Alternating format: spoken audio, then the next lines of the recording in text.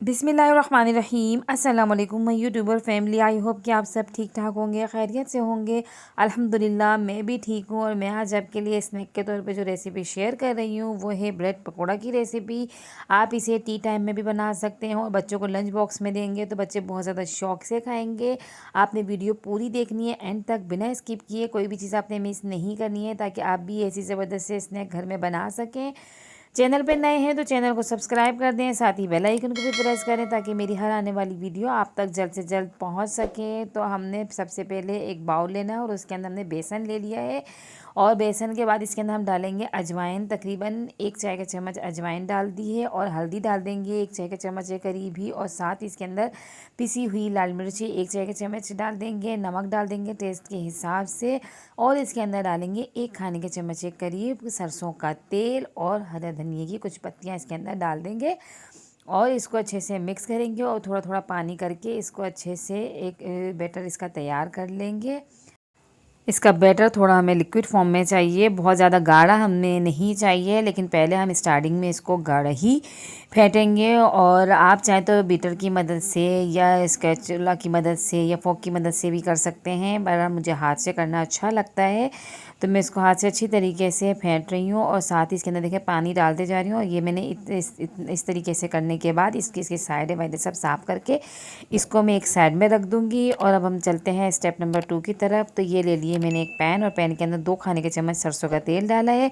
इसके अंदर 1 चाय का चम्मच सफ़ेद ज़ीरा, आधा चाय का चम्मच इसके अंदर डालेंगे राई। और साथ ही इसके अंदर डालेंगे अदरक चॉप की हुई 1 चाय का चम्मच के करीबी। लहसुन के 4 से 5 जवे ले लिए, वो चॉप किए हुए डाल दिए। 2 से 3 हरी मिर्चें चॉप करके डाल देंगे। इसको हल्का सा फ्राई करेंगे ताकि इनका सारा अच्छे से अरोमा ऑयल के अंदर आ जाए। अच्छे से इसको थोड़ी देर फ्राई करेंगे। फिर उसके बाद आलू हमने बॉईल कर लिए थे, उनको मैश कर लिया है मैशर की मदद से, और वो इसके अंदर डालेंगे। साथ ही इसके अंदर डालेंगे पिसी हुई लाल मिर्च 1 चाय का चम्मच। और चाट मसाला होममेड है, ये भी 1 चाय का चम्मच डाल देंगे। इसकी रेसिपी आपको मेरे चैनल पे मिल जाएगी। नमक टेस्ट के हिसाब से डालेंगे इसके अंदर। साथ ही हरे धनिया की कुछ पत्तियाँ डाल देंगे। और बस अब इसको अच्छे से हमने मिक्स करना है। आप चाहें तो इसको फ्राई के मसाले को ये इस तरीके से भून के बनाते हो तो मुझे अच्छा लगता है। आप चाहें तो बगैर भुने भी बना सकते हैं, पर भून के बनाने से एक जो टेस्ट जायका आता है ना, वो बहुत ही अच्छा लगता है। तो ये देखें इस तरीके से हमने इसको जल्दी जल्दी से मिक्स करना है। और ये बस इसको अब हम प्लेटर में निकाल के इसको ठंडा करने के लिए रख देंगे। ये देखें ये बिल्कुल एक जान हो चुका है। तो बस अब हम इसे प्लेटर में निकालेंगे और इसको रख देंगे ठंडा होने के लिए, ताकि फिर ठंडा करने के बाद हम इसको ब्रेड पे लगा के अपने स्टेप नंबर 3 की तरफ आएंगे कि किस तरीके से हमने इसका पकौड़ा बनाना है। तो ये हमने ब्रेड ले लिए हैं, ब्रेड के 2 स्लाइस लेंगे।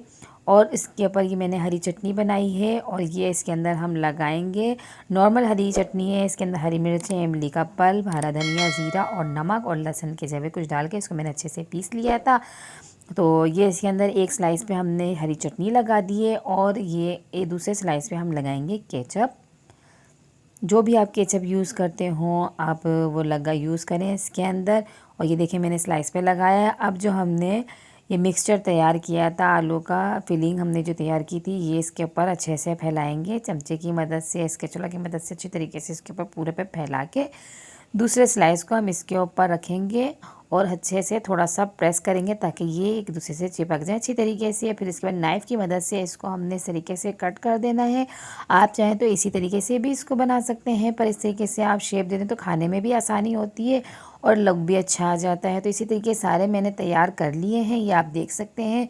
सारी फिलिंग भर के मैंने इनको तैयार कर लिया है। अब तेल मैंने गर्म करने के लिए पहले ही रख दिया था कढ़ाई में। और अब मैंने ये जो बैटर तैयार किया था बेसन का, उसके अंदर इस ब्रेड को डिप करना है। और अच्छी तरीके से डिप करने के बाद इसको मैंने फ्राई करना है। तेल गरम होना चाहिए ताकि अच्छी तरीके से ये फ्राई हो जाए।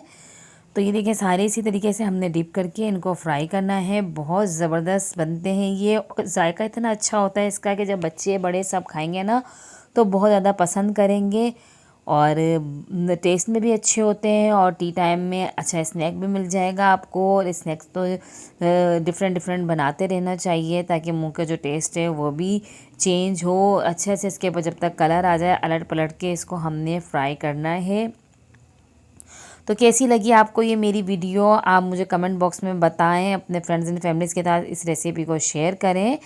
और चैनल पे नए हैं तो मेरे चैनल का विज़िट करें, और मेरे चैनल पे आपको बहुत सी रेसिपीज़ मिलेंगी जो बहुत अच्छी हैं और होममेड हैं। सारे मसाले घर के मसालों से बनाती हूँ मैं रेसिपियाँ। तो इस तरीके से हमने इनको फ्राई करके निकालना है और बाकी सारे हमने इसी तरीके से फ्राई कर लेने हैं, और इसको हमने चटनी और केचप के साथ सर्व करना है। बहुत ज़बरदस्त ये रेसिपी है, और आगे रमज़ान भी आ रहे हैं तो आप इसे रमज़ान में भी बना सकते हैं, बहुत अच्छे लगेंगे ये। ऐसे ही मेरे चैनल के साथ जुड़े रहें, मेरी वीडियोस को देखते रहें, मेरे चैनल को सपोर्ट करें, अपने फ्रेंड्स एंड फैमिलीज़ के साथ मेरी वीडियोस को शेयर करें। जिन्होंने अभी तक चैनल को सब्सक्राइब नहीं किया है वो मेरे चैनल को सब्सक्राइब कर दें, और मुझे दुआओं में याद रखें। अपना ख्याल रखें, अपने आस पड़ोस वालों का ख्याल रखें, अपने मुल्क को साफ़ रखें जैसे आप अपने घर को साफ़ रखते हैं, और अपने हमसायों का भी ख्याल रखा करें क्योंकि इससे भी बरकत होती है घर में। और मेरी अगली वीडियो तक मुझे दीजिए इजाज़त। अल्लाह हाफ़िज़।